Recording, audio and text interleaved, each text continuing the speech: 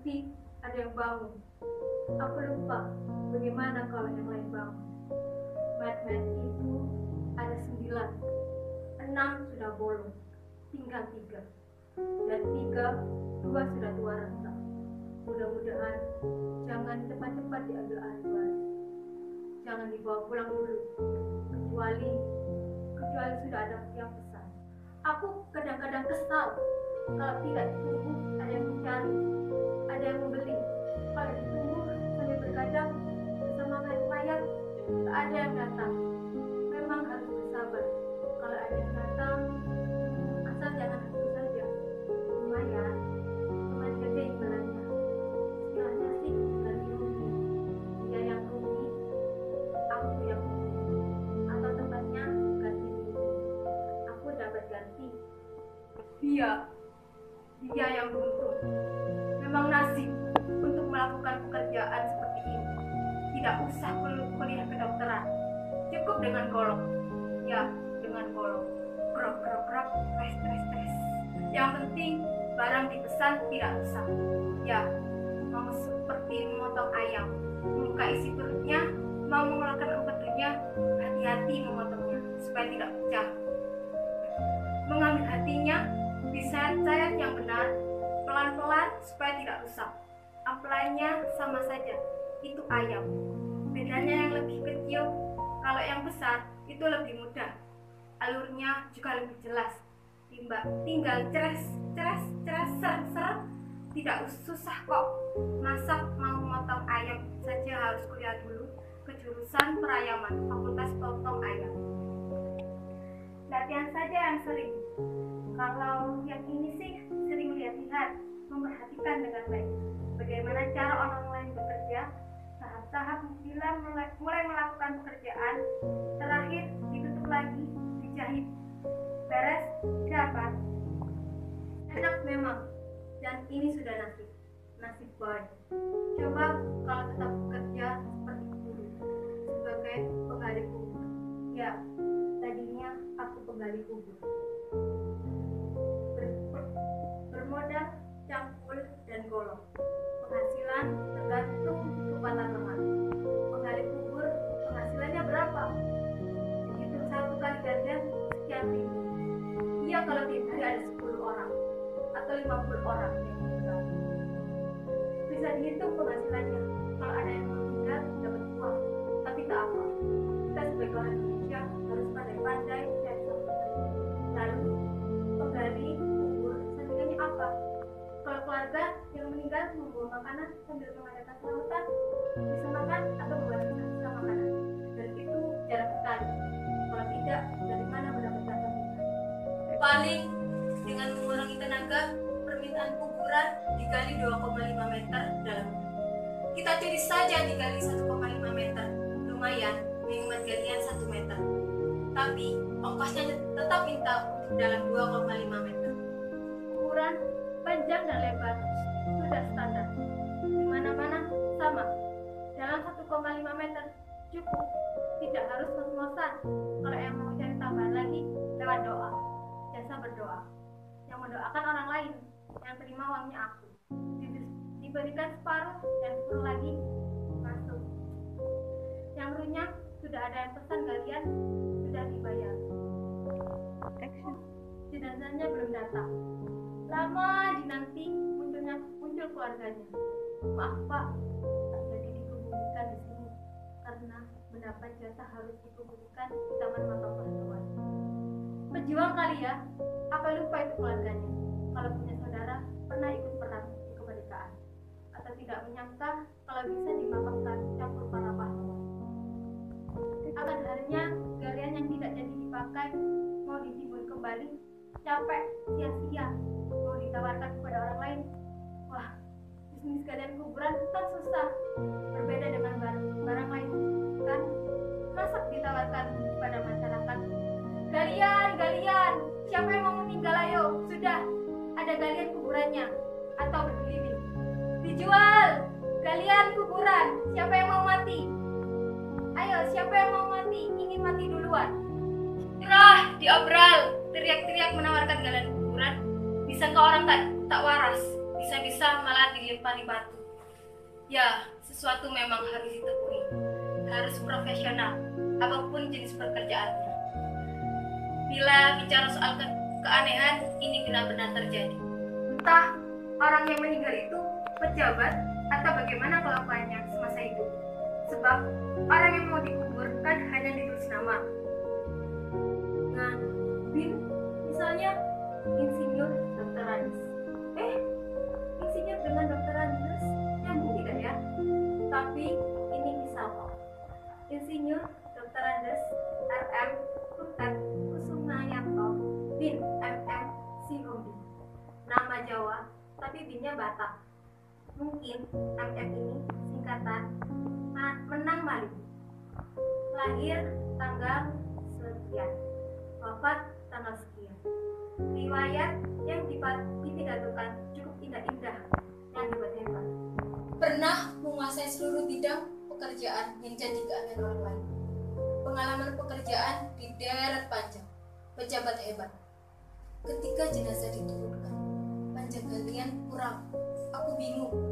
Padahal ukuran sudah standar, 2 meter kali 60 cm. Ketika diturunkan ke dalam, galian tidak cukup, sempit atau menyempit, diangkat kembali. Terpaksa tanah digali lagi supaya lebih panjang. Teman-teman menambah sebagian menggali sebelah kiri, di bagian lain menggali sebelah kanan. Kelihatan sudah panjang galiannya. Jenazah diturunkan lagi. Untuk kali ini pun tidak cukup, digali sampai 2 kali hingga nabrak kuburan orang lain. Secara kasat mata, lebar galian sudah 3 meter lebih. Tapi ketika jenazah dikuburkan, tidak mencukupi. Sampai berkali-kali menggali, padahal untuk 2 orang yang disambungkan pasti cukup. Berbisik ke teman yang lain. Kami putuskan saja jenazah yang tidak cukup dikebumikan, kami paksa. Caranya, jenazah ditepuk, teman lain menginjak, buru-buru ditimbun. Kakinya kelihatan mencuat ke atas. Dengan cara kami, kubur terus ditimbun. Makam yang biasanya mulus, rata dengan gundukan. Ini bagai tanggul, muncul ke atas. Semua yang hadir merasa keheranan. Tidak sedikit yang menjerit atau menghindar karena ketakutan. Bumi seperti menolak kehadirannya, menjepit manusia yang sudah jadi jenazah. Ada apa sebenarnya? Padahal, kalau mendengar riwayat hidup yang dipidatokan, demikian indah dan bagus-bagus. Riwayatnya mendekati orang lain.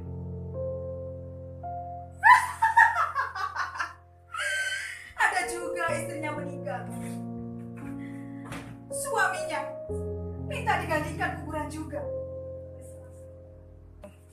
Padahal belum meninggal. Lubang kuburan pakai penyangga dan pipa ledeng. Kemudian ditimbun sebagai layaknya kuburan.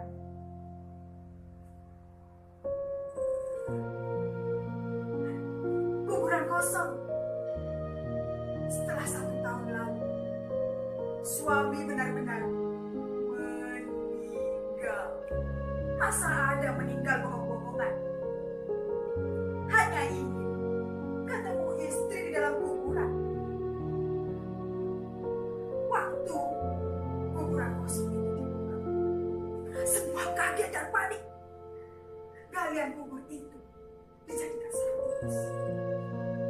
Banyak tikus berbagai jenis, dan ukurannya pun berbeda-beda. Ada ratusan, bahkan ribuan. Tadinya kita semua takut karena tugas, dan ada sampingan lain. Kita usir saja itu tikus. Tikus-tikus berlarian ke sana kemari. Anak-anaknya juga. Generasi tikus-tikus itu masih merah-merah. Kasihan sekali. Dikuburkan di kebun penduduk. Kotorannya amat bau. Sampai keluarganya menyemprotkan anti serangga. menyemprotkan pewangi. Kita juga tidak tahu kenapa tidak pindah kuburan. Misalnya ke sebelahnya atau ke ujungnya. Ya, mungkin juga ingin hidup di alam baka, bekas sarang tikus. Atau benar-benar hidup bersama tikus-tikus. Sebab tikus-tikus berlarian dan kabur akan kembali lagi ke habitatnya. Apalagi anak-anak tikus dianggap masih tinggal bersama-sama. Kalau tikus-tikus itu benar-benar akan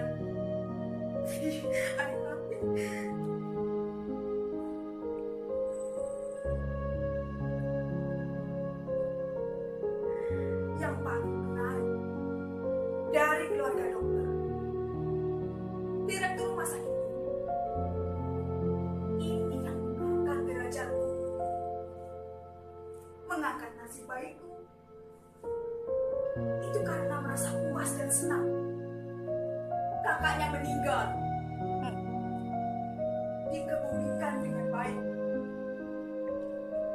merasa senang dilayani dengan cekatan dan penuh kekompakan. Kuburannya langsung ditutup dengan rumput dan dibatasi dengan bata. Padahal rumput mengambil dari kebun orang lain.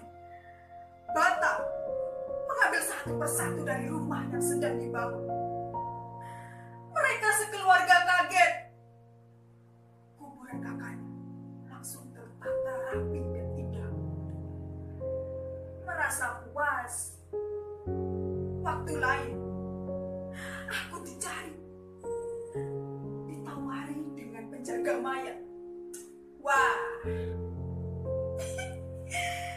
awalnya kalau di kuburan ketemu mayat sudah terbungkus, itu pun hanya sewaktu-waktu. Kalau di kamar mayat belum tentu utuh dan sudah terbungkus. Kalau sekarang ketemu mayat terus-menerus, bahkan tidur bersama mayat. Menjaga mayat, kondisi mungkin tidak selalu utuh. Kalau mayat kecelakaan, tubuhnya pasti berantakan dan baunya pasti terus-menerus tercium. Ada formalin, ada borak, akan tercium yang tak sedap. Bagaimanapun, jadi menjaga mayat merupakan nasib baik. Lebih baik, lebih menjanjikan. Kata orang lebih prospektif. Benar. Hanya mengantar mayat, imbalan sampingannya sudah ada.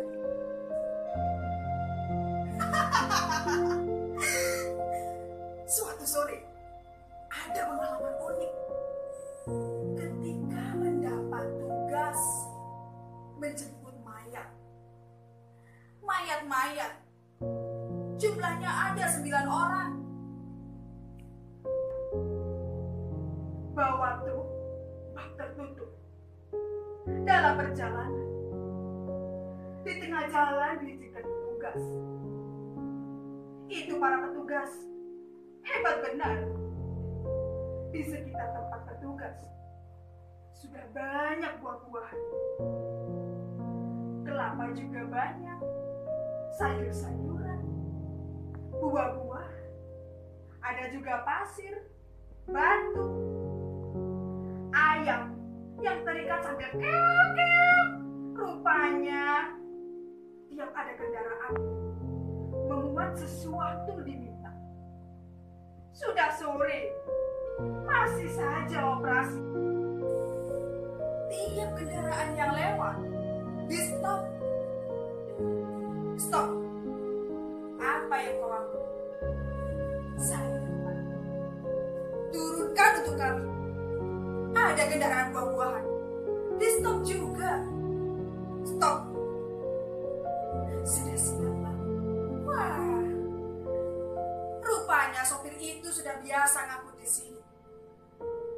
Sudah biasa. Jadi, ketika dicegat, sudah disiapkan.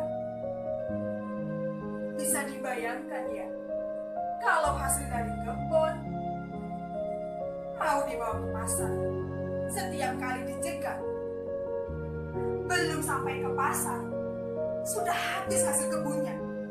Kendaraan kosong, tak jadi berjualan, bangkrutlah. Saat kami mengambil mayat, di jalan ada pencegatan. Mana menjelang malam, gelap, biasa. Pencegatan selalu di tempat gelap. Stop. Mengangkut apa kau? Anu apa? Cepat turunkan untuk kamu. Karena takut, aku buru-buru naik truk mengambil mayat. Ambilkan yang sudah berdarah-darah. Karena memang dari kecelakaan. Ini Pak, ini untuk Bapak. Begitu tahu yang diturunkan adalah seorang mayat, berdarah-darah lagi, para petugas itu langsung lari tunggang langgang, terbirit-birit ketakutan. Aku teriak-teriak, malah disangka hantu. Ketika melihat ke tempat tadi, wah, kulihat banyak buah-buahan. Ku amankan supaya tidak dicuri orang. Lumayan, ada pisang, jambu, mangga, rambutan. Lalu pergi melanjutkan perjalanan. Ketika banyak anak-anak di jalan, buah-buahan itu boleh makan. Anak-anak senang sekali. Hore, hore, Pak Sopir baik hati. Pak Sopir baik hati. Anak-anak berteriak terus. Dia sangat kegirangan. Baik hati, hasil mencuri, tahu? Memang, Pak Dokter itu baik hati. Aku tadinya pegawai kubur. Diajari tata cara merawat mayat. Bahkan, diajari cara menjahit. Bukan menjahit baju. Menjahit mayat. Setelah mayat dioperasi, diautopsi, istilahnya ditutup lagi. Yang menutup, menjahit mayat, aku. Pengalaman pertama sih, menjahitnya perlahan-lahan. Sangat hati-hati. Setelah pengalaman, cepat juga. Cekatan, sacet, asal-asalan, tahu rapat-rapat, tak apa. Biar bisa cepat dibawa pulang untuk dikuburkan. Bukan untuk kecantikan ini, yang penting tertutup. Toh, aku juga dikubur. Ada beberapa mayat, banyak mayat.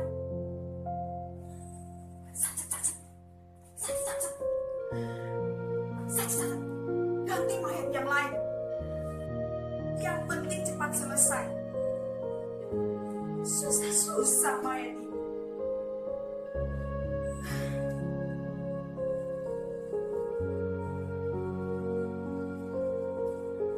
Tapi benar kok, walau mayat benar-benar membawa rezeki. Ingat ketika dicegat petugas, surat-surat tidak diperiksa, uang tempel juga tidak jadi lenyap, karena mereka terbirit-birit lari, pulang dapat buah-buahan banyak. Yang semula takut, sekarang sudah biasa. Bahkan merasa sayang dengan baik-baiknya itu. Semua ini berkat kebaikan Pak Dokter. Pak Dokter mau mengajari merawat mayat.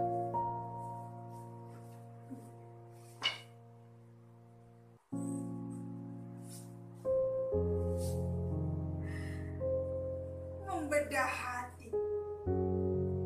Ambil hati. Membedah ginjal. Dapat ginjal. Anggap saja seperti membedah ayam. Dibelah dada mentoknya. Dibuka. Diiris ampelannya. Dipisah empedunya. Ayam yang kecil saja aku bisa. Apalagi yang gede. Lebih mudah. Alurnya lebih jelas. Tinggal terces. Yang namanya sabar benar-benar terbukti.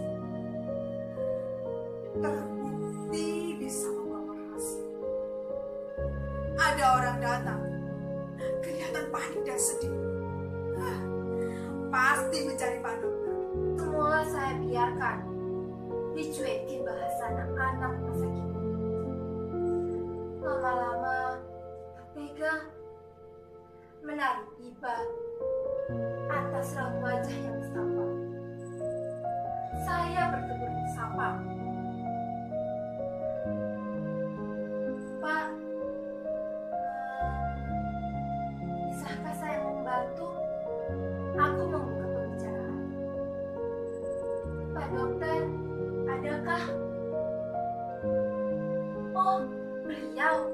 Sepertinya beliau tidak datang untuk minggu ini. Akhirnya, Pak. Memangnya ada perlu apa?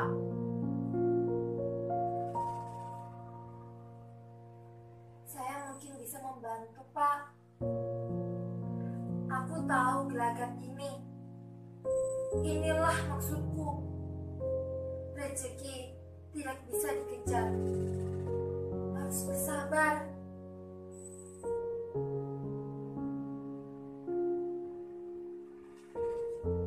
Terima kasih. Dan berikutnya, terserah Anda bagaimana menilainya. Dia memberi sesuatu.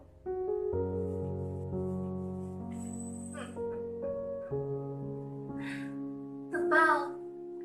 Tadinya aku ragu. Tapi cepat amankan. Amankan bukan menerima. Taruh ke dalam celana dan sepatah. Jadi kalau ada yang tanya menerima apa, ya aku jawab saja. Tidak menerima apa-apa. Mana hayo? Amplop besar, tebal. Setelah berterima kasih, dan dia pergi. Ingin memeriksa sesuatu yang telah diamankan.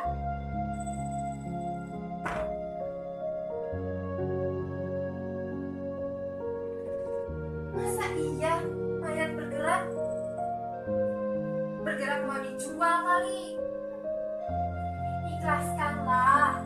Alamu sudah lain. Amalkanlah buat orang lain. Dan aku yang memetik hasilnya.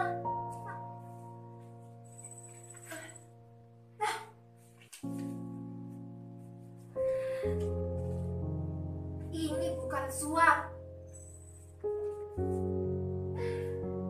Ini bisnis.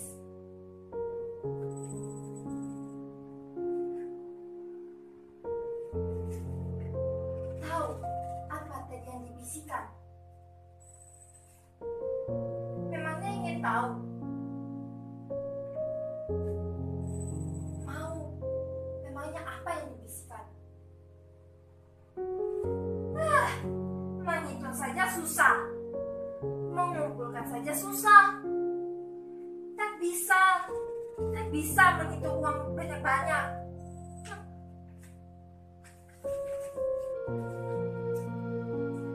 Memangnya apa yang dibisikan?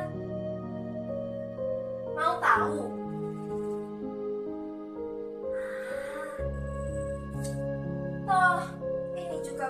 mau muntah.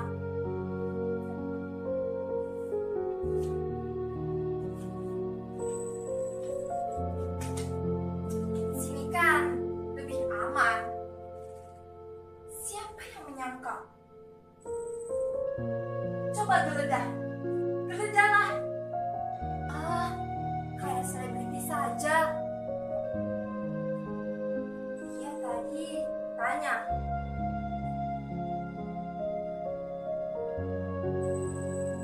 Dia tanya, ada mayat yang masih muda? Cepat aku mengangguk. Aku jawab, ada Pak Mayat. Mau muda atau yang tua? Laki-laki atau perempuan? Komplit. Yang penting kan bisnisnya. Sudah diajari, Pak. Dokter, ini kalau mau menunggu seminggu lagi, menunggu Pak Dokter, mayat keburu diangkut keluarganya. Lenyap deh rezeki. Yang penting kan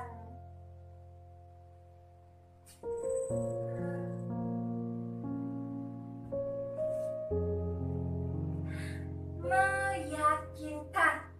Ya, nah, ini yang dipesan. Mari.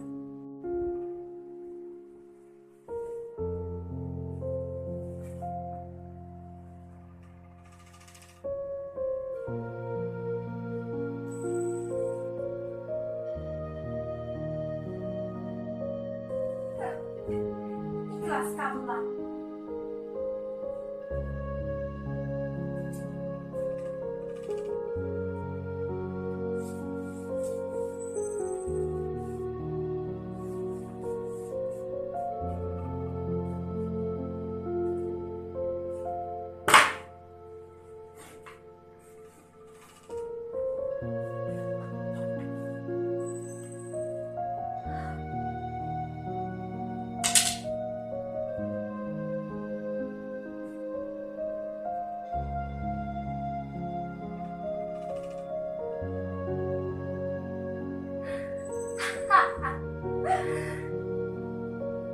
Yang ikhlas.